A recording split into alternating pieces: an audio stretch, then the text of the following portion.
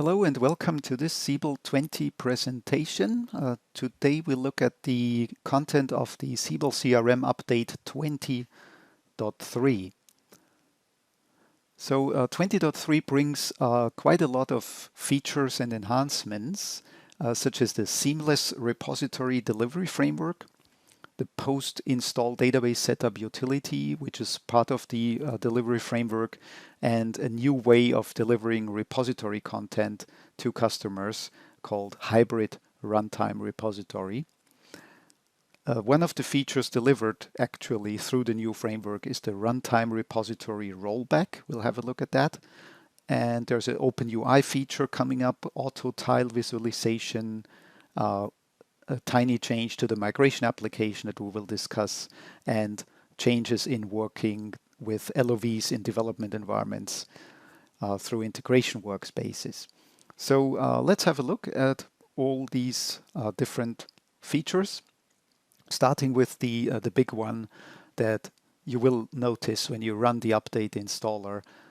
It's the seamless repository delivery framework, which combines into the installer a new utility called database configuration utility.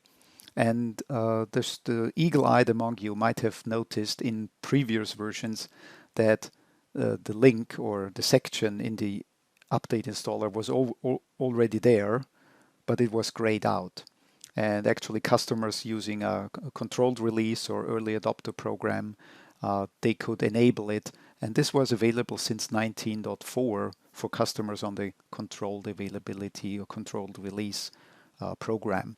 So now it's publicly or generally available. And what is this all about? The goal of Oracle is to allow you to run a single update and then have all the necessary changes in the repository and in the database and in the files, in the binaries that are needed to deliver the new functionality from Oracle to you. And previously you had lots of scripts to run in addition, or there was an integration workspace with what's created once. So it was very confusing maybe, and this is now a streamlined or seamless delivery framework. The installer itself is two parts now. So the first part is the usual part. It takes a backup of your folders, and in case of the Siebel server update, and only for the Siebel server update, it shows this page database config utility details. And you see that it collects parameters to connect actually to the database. And if there is on that Siebel server bin directory that you're on, if there is a UCF file from a previous upgrade or previous database install, then it pulls that information and pre-populates the form. However, if you don't have a UCF file, you can click Edit Configuration and then you can fill in the form. Currently, the form is mandatory to fill in. So if you not intending to run the utility, you still have to fill in values. It will eventually fail if you provide wrong values, which is no problem. The update installer still lays down the new files as usual. And the new files also now contain, or some of the files are DLLs, which contain the non-extensible object files. That is a new way of delivering repository content, which we'll discuss in a separate slide coming up. So that post-install database setup utilities run as the second part of the update. It takes the settings you provide and it launches into several utilities, command line utilities like ODBC, SQL, or repository upgrade, which itself launches other utilities.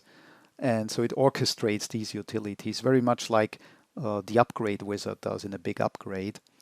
And currently in 20.3 we can observe that these utilities import schema definition. So that's actually a batch import of a CIF file running. So you get new columns in tables. There's a manifest data import and there's a lot of seed data being imported. And it also runs the workspace ranking utility if it not has been previously run. But it does not run the more exotic utilities such as edit web layout or LOVEIM, which you would if you come from a very old release and you have the gap, you still have to run those manually. The post-install database setup utility is an executable that you can restart actually in case anything goes wrong. You can fix the problem, run it again, and at the end it generates the HTML report, a screenshot of which we see here on the slide. So you can review what changes have been imported into your database, and you have nice links to log files.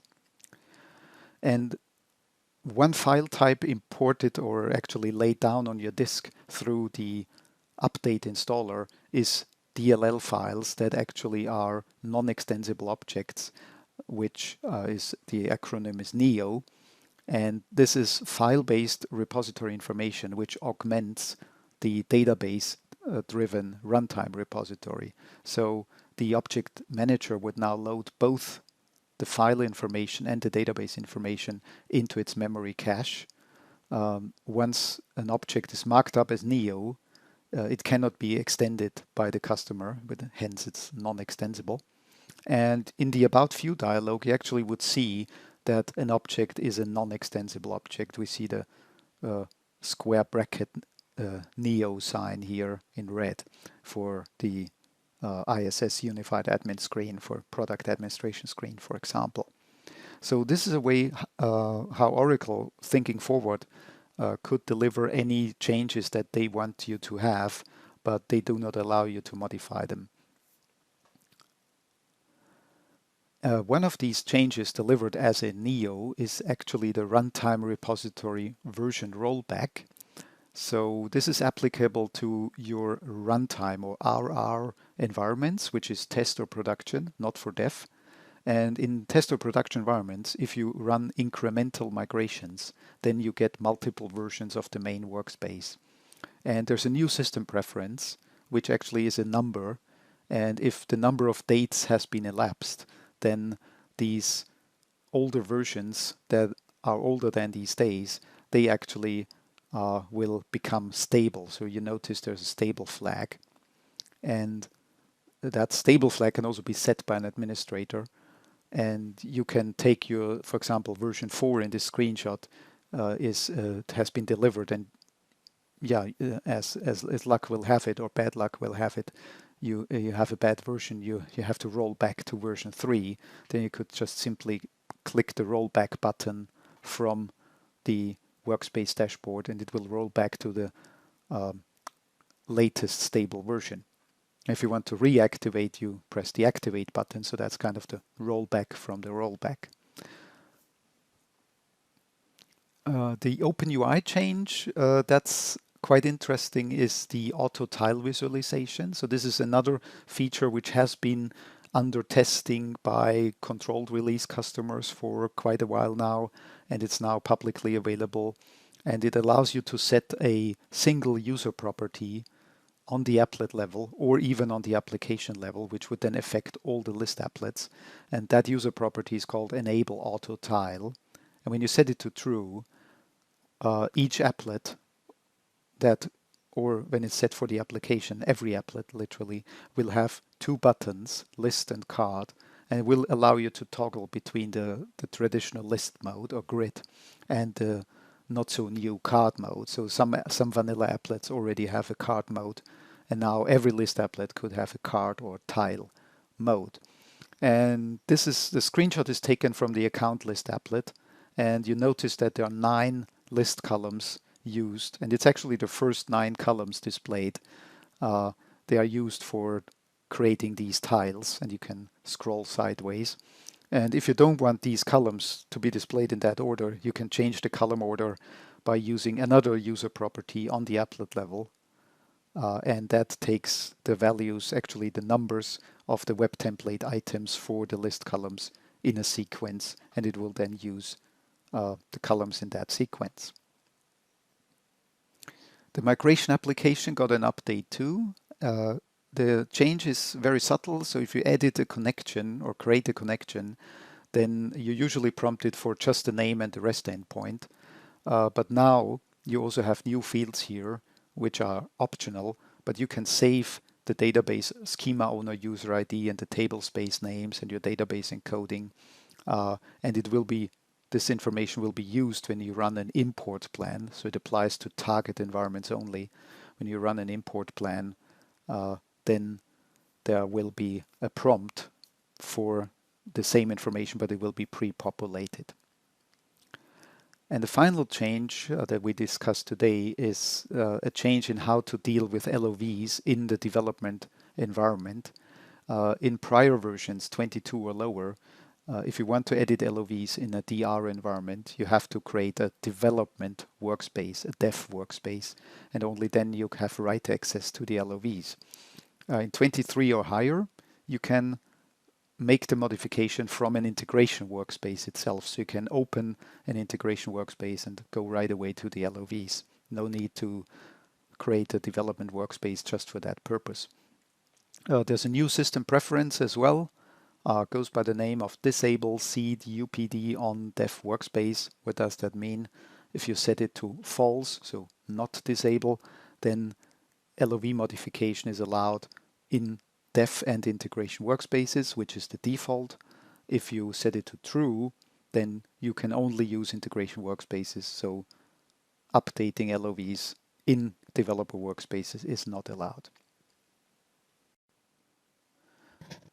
Okay, so let's have a look at an actual run of the 20.3 update installer. So we've downloaded the installer here, the usual paths, disk 1, install, run the setup bat. Make sure your services are down, not running, of course. And let's run that utility as an administrator.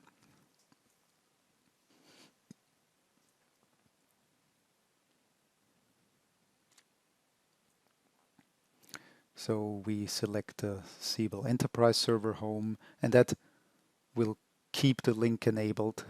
So maybe make this a little bit bigger. You see the values are pre-populated for the database config utility. And where do these values come from? The update installer scans the Siebel server bin directory. And if you have any UCF files here, like I have, run an upgrade on this environment. Yeah, it's a development environment. So you see these UCF files have been generated by the database config wizard, and it pulls all the information needs from here. Only you need to provide the passwords. If you don't have that UCF file, of course, you check the box, edit configuration on top, and provide the values manually. And now let's provide those passwords for the table owner and the database users, typically as admin.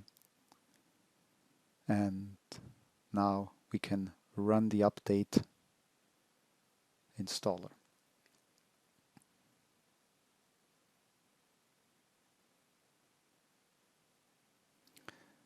So it does the usual thing. We're speeding this up a little bit, so it takes a backup, and then after take a backup, it copies over all the files, and it runs the post-install database upgrade utility. And that takes a few minutes until the utility is actually finished. And here is already successfully completed. So what has happened, of course, that's interesting. We can get actually a very comprehensive folder in the Siebel server log directory with all the log files and including an HTML summary report. So let's look at that report. And we see it has several sections, such as a summary section where you see various tasks at the beginning, so validating versions, etc. You see schema-related stuff. You see there's a incremental table publish happening, etc. So the repository import happening. So there's new tables and columns. You see the changes have been physically applied here. And that is true for development and production environments. So this utility does everything. Here's how the seed data export went, and you have links to log files. And the manifest data import is handled separately for the OpenUI manifest. And if you're interested in details, you can choose the links on the side. For schema details, you see all the columns and tables that have been imported.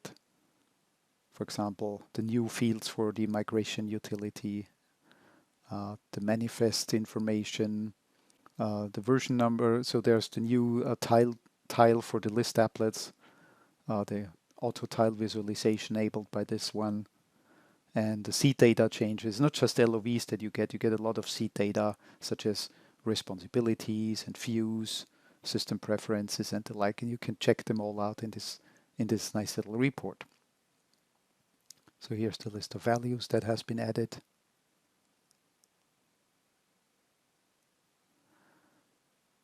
Okay, and that's the demo of the Siebel 23 update. Thank you very much, and bye-bye.